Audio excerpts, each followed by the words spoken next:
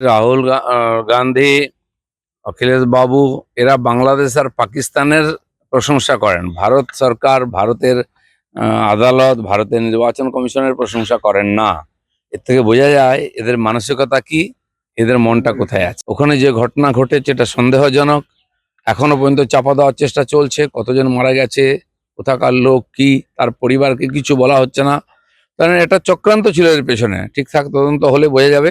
না তাহলে কেন ওনার নাম হুমায়ুন বলে উনি বাবরের নামে করছেন কি, নাকি অন্য কোনো কারণ আছে? যে বিদেশি আক্রমণকারীর নামে সৌধ নির্মাণ করে তাকে কখনো ভারতবর্ষের লোক শ্রদ্ধা সম্মান করবে না, আর কখনো সফল হতে পারবে না। আপনি মসজিদ বানান না আপনার ধর্মীয় বিশ্বাসের উপরে, কিন্তু কোনো বিদেশি আক্রমণকারীর নামে মসজিদ বানালে ভারতের লোক তাকে কখনো বিশ্বাস করবে না, স্বীকার করবে না। আর আমার যতদূর জানা আছে ইসলামে কোনো ব্যক্তির নামে কোনো সৌধ বা মসজিদ হয় না। এসব নিয়ে আমাদের চিন্তার কোনো কারণ নেই। সিপিএম কংগ্রেস কার দিকে যাবে, হুমায়ুন কবির কোন দিকে যাবেন, এটা ওদের ব্যাপার।